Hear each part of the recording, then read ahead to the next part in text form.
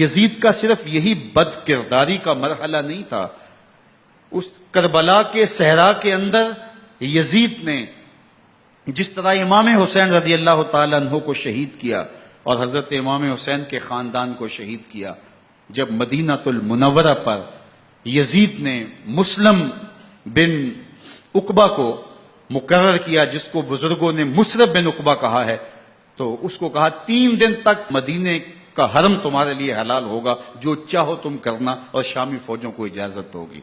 تو وہاں بھی انہوں نے 10,000 تابعین اور 700 صحابہ کو شہید کیا۔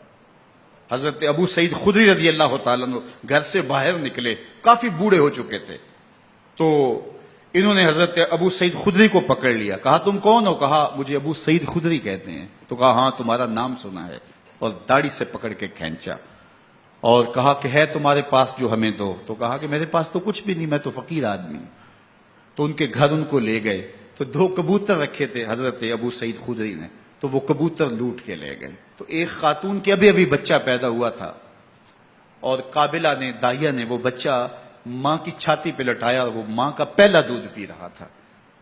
تو یہ جا کے کہنے لگے نکالو تمہارے پاس جو کچھ ہے، جو کچھ ہے وہ ہمیں دو، ورنہ تیرے بچے کو نہیں چھوڑیں گے۔ تو ماں بچے سے مخاطب ہو کے کہتی ہے، ابھی بچہ پیدا ہوا ہے اور ماں سے پہلا دودھ پی رہے، کہ بیٹے اگر میرے پاس کچھ ہوتا، وہ قیمتی سے قیمتی چیز بھی ہوتی، تیری جان کے لیے قربان کرتی، لیکن اس وقت میرے پاس کچھ ہے نہیں۔ تو ایک شکی آگے بڑھا اور بچے کو ایک ٹانگ سے پکڑ کے کھینچ کے دیوار کے ساتھ پٹک کے مارا، جس سے دماغ کا بھیجا نکل گیا۔ کیا کیا زیادتیاں نہیں کی۔ 700 صحابہ حرہ کے واقعہ میں شہید کیے یزید نے، اور 10,000 تابعین شہید کیے۔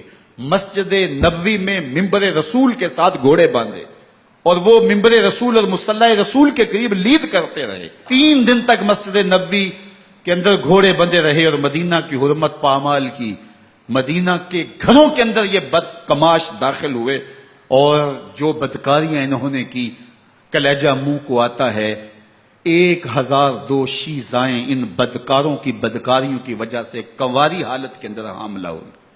3 دن تک مدینے کا حرم انہوں نے پامال کیا، اور پھر مکہ المکرمہ میں کعبہ اللہ پر گولے برسائے، اور کعبہ کا غلاف جل گیا۔ وہ تو یزید مر گیا، اور حضرت عبداللہ ابن زبیر رضی اللہ تعالیٰ عنہ نے اپنی خلافت کا اعلان کیا۔ یزید کے یہ کرتوت تھے، ادھر اہل مدینہ کو ستایا، ادھر اہل مکہ کو ستایا، اور رسول اللہ صلی اللہ علیہ وسلم کے خانوادے کی بے حرمتی اور توہین کی۔ نہ صرف انہیں قتل کیا گیا، ان کی لاشوں پہ گھوڑے دوڑائے۔ ابن سعد اور شمر جو ہے وہ خیموں میں داخل ہوا، اور مخدرات اسلام چادریں چھیننے کی کوشش کی۔ حضرت زینب سلام اللہ علیہ نے مخاطب ہو کے کہا ہمارے چہرے کے رکھوالے چلے گئے ہیں، ظالم تو خیال نہیں کرتا ہم رسول اللہ کی بیٹیاں ہیں۔ حضرت شہربانو، حضرت زین العابدین اور حضرت زینب سلام اللہ علیہم، ان تینوں کے ایک اونٹ پہ باندھا گیا، اور باقی اونٹوں پہ باقی سادات کو، حضور کی شہزادیوں کو باندھا گیا، رسیوں میں جکڑا گیا، اور اونٹوں پہ باندھ کر کے کوفے کی جانب آگے آگے شہیدوں کے سر چل رہے ہیں، اور پیچھے یہ قافلہ چل رہا ہے۔ اور جب یہ قافلہ وہاں سے گزرا جہاں لاشیں پڑی تھیں، امام زین العابدین 14 سال کے تھے اور بیمار تھے، اور ان کا حوصلہ نہ ہوا، وہاں غشی ان کے اوپر آنے لگی۔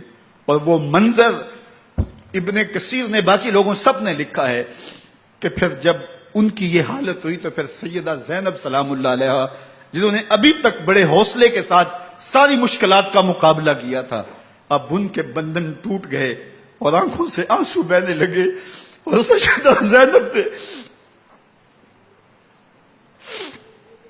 امام حسین رضی اللہ تعالیٰ عنہ کی لاش پہ کھڑے ہو کے، اور وہ روندی ہوئی لاش، ٹوٹی ہوئی ہڈیاں، اور وہ برینا بدن، کٹا ہوا سر نیزے کی نوک پہ، اور لاش یہ پڑی ہے، تو حضرت سیدہ زینب نے مدینے کی طرف منہ کر کے جو ہے وہ حضور سے فریاد کی، یا رسول اللہ، اے پیارے آقا، یا جدہ ہو، اے ہمارے نانا محترم، یہ دیکھیے آپ کا حسین پڑا ہوا ہے۔